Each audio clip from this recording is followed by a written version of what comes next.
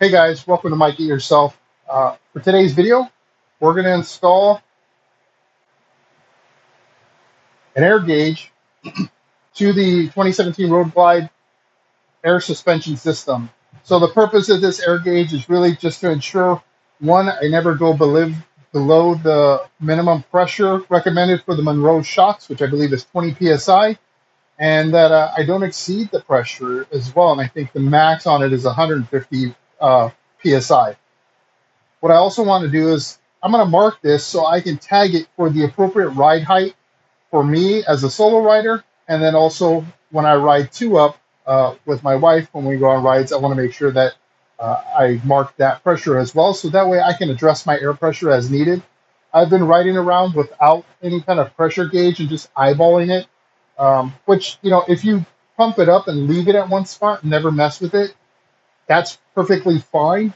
But if you're like me and you put an air suspension in because when you want to go somewhere and park it with along some other bikes for show purposes or whatever, you want to drop this thing. So I do that all the time, and because of that, I'm constantly raising and lowering it and having to re-gauge where it's at. And I kind of do it by feel today, but I want to do it by an actual easy to read gauge. So we're going to install this.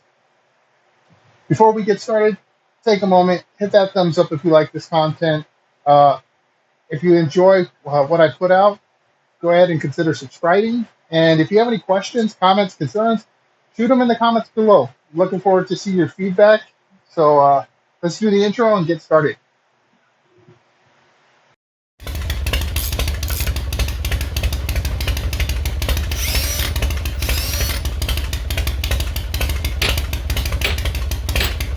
Damn it. Okay, so this kit is a simple kit. It comes with essentially 5 pieces. So you get some 1/8 airline. You get a T-fitting, and then you get the adapter 90-degree elbow for the back of the gauge. So I'm not sure the actual size of this fitting here, but it's called like the NPT. So you just screw that on. We'll make sure we put some Teflon tape there to avoid any air leaks. And then you just insert your line here. So we're going to have to tap in to the existing system that we've already set up, but that's okay, not a problem. Now, what you want to make sure, though, is you double check for any leaks. And chances are, if it's going to leak, it's going to leak at this connection right here, because these fittings so far, I haven't found a single leak. They seem to be very, very good. And where things tend to fail, or anytime there's threads involved. So with the appropriate amount of Teflon tape, we should be good. We're going to have to take out one of the two bolts on the rocker cover. So this mount that comes from the manufacturer. So this is a kit that I got from Empire Cycle. I'll put their URL in the description below. But it's made to either get put on this middle rocker bolt, or you can do it to the aft. Now, if you want to be able to see it while you're riding, you would want to put it in the forward one, because, or at least my leg goes right where this lower one is. I don't recommend putting it there to look at, because you're trying to ride, and that means you're taking your eyes off the road and looking down. And granted, you could do it very quickly, but the problem is this is small print.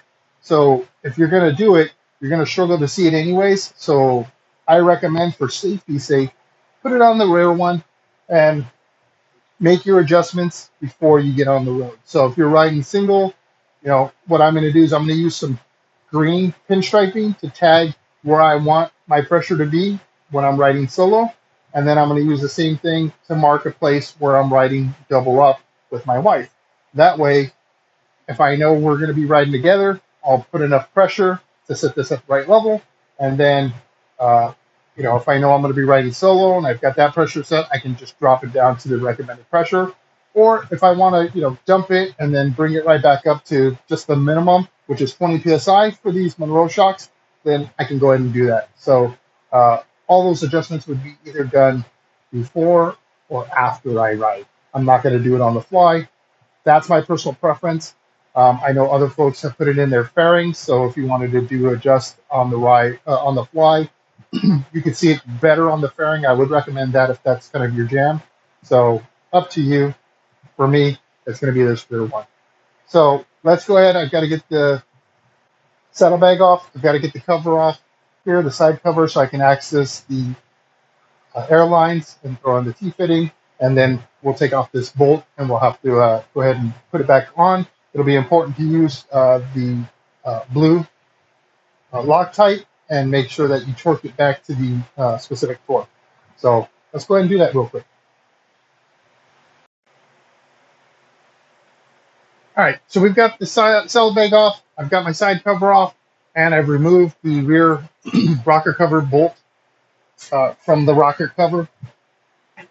Like I said, when you put this thing back on, you need to make sure you torque it to the appropriate value. For the airlines, what's nice is you can tap in kind of anywhere. I have a good spot here that I can use that's in between the two shocks. Really, you're just monitoring the pressure within the system. So it's not necessarily very important as to where you put that T-fitting in. You just want to put it in where it's convenient. You get about, I think this is probably 2 feet of line that they give you. So you'll have plenty of line to get it to where you need to go for your bike. So all you need to do is cut the line, put your T-fitting in, run it to your gauge and your other fitting as well, and then you should be good to go. What's really important, make sure you complete your air system before you cut that line. Not that you'll get hurt.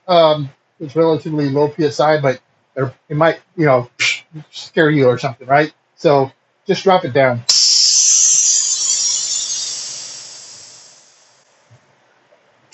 And then you can go ahead and knock out the work that you got to get done. So I'm going to go ahead and throw that T in, put the bolt through, kind of put it all together, and then I'll bring you right back. Gauge is installed. Very simple. So this ended up being 135 to 150, 155 inch pounds. Make sure you pay attention to that. Not foot pounds, inch pounds, or else you'll snap that bolt off. So we went ahead and I put the blue Loctite on there, torqued that thing down. I've got plenty of Teflon tape on the back side of this. This is actually held in with a set screw. It comes with like a little bracket backing if you have a different type of mount or you want to mount it somewhere else. So hang on to that just in case you want to use it in a different application. I don't know. I've routed this through and into the area just underneath that cover and gave myself enough of the line so I can zip tie it with some black ties just to keep it nice and tucked up and hidden and away from the heat of the head or the rocker cover and even the jugs, right? So you want to keep the heat off of that so it doesn't melt your line or anything like that. But it's all ready to go. So we're going to go ahead and pump it up. Right now we're at 0, a completely empty system. And we're going to see, we're going to go up to 20 as a minimum first. Okay, so that's 20 PSI. And what's really nice is, one, you could do the soapy water test to ensure you're not having any leaks, which I do recommend regardless. But you can also look at the gauge. So if your pressure drops, then you know you've got a leak, right? Then you have to go back to the soapy water anyways to find out where that leak is. But like I said, 9 times out of 10, it's going to be where those threads are. It's just, I don't know, bad luck. I don't know. So that's at 20 PSI. I'm going to go ahead and take this up to the point where I think it's at its highest extension, meaning the shock is fully extended.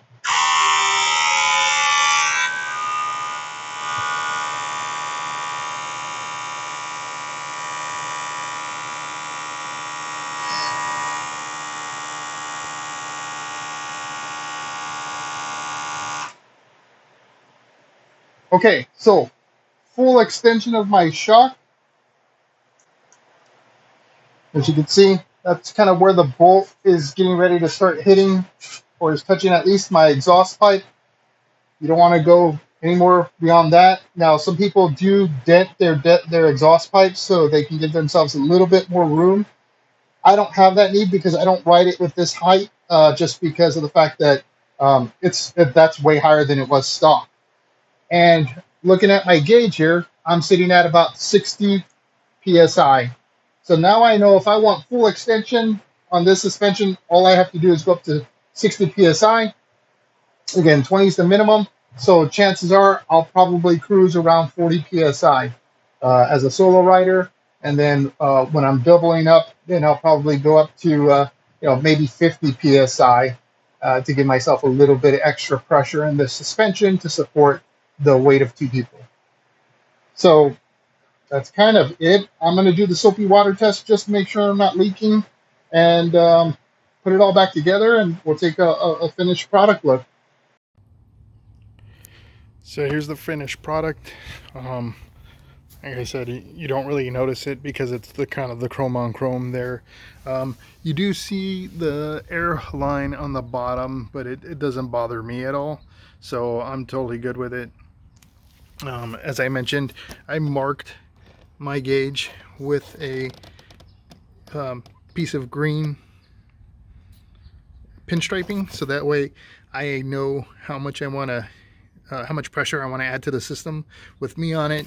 I still need to take a measurement with my wife, so that way I know exactly how much air I want in this to get a good ride.